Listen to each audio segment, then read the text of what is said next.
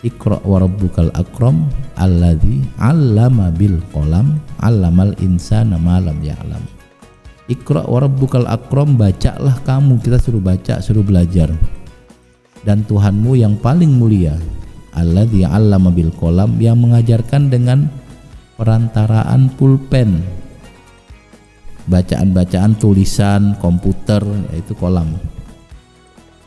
Alladzi 'allam bil qalam 'allamal insana ma lam ya'lam. Allah yang memberikan ilmu manusia yang mereka sebelumnya tidak tahu. Nah, maka cara yang pertama orang belajar menurut Al-Qur'an sama dengan menurut pendidikan umum tadi itu, sistem pendidikan umum adalah belajar. Apapun itu, Pak. Orang kafir saja kalau misalnya dia belajar Quran, dia bisa, Pak. Orang kafir itu kalau dia mau menghafal Quran bisa. Ada beberapa sarjana barat yang tidak beragama Islam tapi hafal Quran. Dan saya kalau lagi meneliti hadis, dulu sebelum ada digitalisasi hadis, itu menggunakan buku yang ditulis oleh seorang orientalis, A.J. Wensing. Saya tidak tahu, tidak yakin dia muslim atau tidak, tetapi dia mampu memberikan indeks hadis dari 20 jilid kitab hadis. Luar biasa pintar. Salah satu sekarang sarjana hadis yang sedang pemikirannya dipelajari adalah Jon Bol di Belanda. Jon Bol juga mungkin, saya tidak tahu apakah dia Islam atau tidak, kayaknya tidak, tetapi sangat pintar. Yosef Shah itu sampai menjelek-jelekan hadis dalam tanda petik, itu bacaannya sangat dalam, Pak.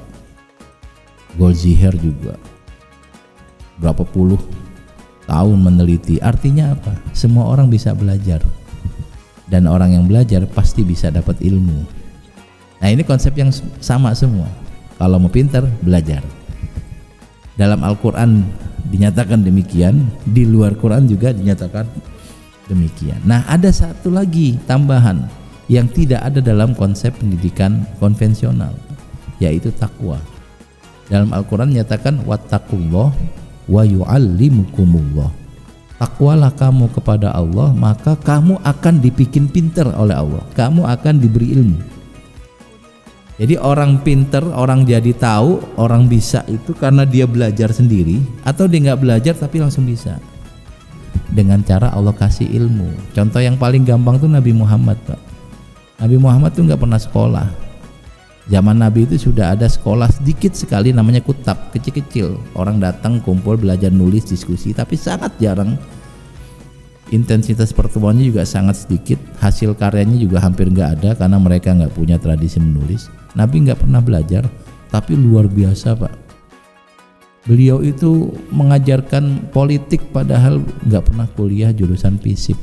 Dan yang menarik, pemikiran politik Nabi bertahan sampai 15 abad. Tidak ada satupun pakar politik yang pemikirannya dikaji sampai 15 abad dan masih relevan, kecuali Nabi Muhammad. Sekarang ada jurusan politik Islam, guru besar politik Islam juga ada. Nabi Muhammad juga mengajarkan tentang sistem ekonomi yang kita kenal, mungkin perbankan syariah atau ekonomi Islam atau Islamic finance. Bukan cuma orang Islam yang mengkaji, orang non-muslim pun mengkaji. Padahal beliau bukan lulusan jurusan ekonomi, jurusan bisnis, nggak pernah kuliah, tapi pemikiran ekonominya relevan sampai 15 abad, sampai sekarang, Pak. Dari mana dapatnya? Dari Tuhan langsung. Nabi Muhammad juga menyampaikan beberapa hal yang ternyata setelah diteliti sekarang terbukti itu benar. Di zamannya belum ada orang kepikiran seperti itu. Mungkin 100 tahun setelahnya masih belum kepikiran, 200, baru 15 abad kemudian, 1500 tahun kemudian di zaman kita ini baru kita tahu, oh ternyata Nabi Muhammad menyabdakan ini ada hikmahnya. Nah, kayak gitu. Beliau menyampaikan kisah-kisah zaman dulu, dan belakangan terbukti ada bukti sejarahnya, ada bukti arkeologisnya. Beliau menyampaikan nanti akan seperti ini, prediksi-prediksi dalam bahasa kita tanabbu'at. Nanti menjelang kiamat akan begini, dan terbukti lagi. Luar biasa pintar. Dari mana ilmunya? Ilmunya dari Allah langsung. Nah yang kedua ini, satu-satunya epistemologi yang kedua ini yang ada cuma di Islam, Pak. Jadi orang kalau mau pinter itu harus belajar.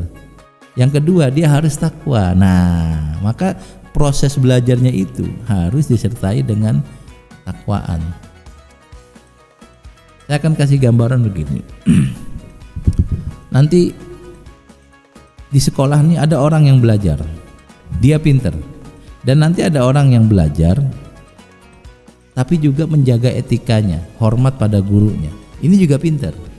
Nah, Islam menghendaki orang itu bukan sekedar pinter, tapi juga pinter dan baik. Karena itu proses belajarnya harus disertai dengan ketakwaan.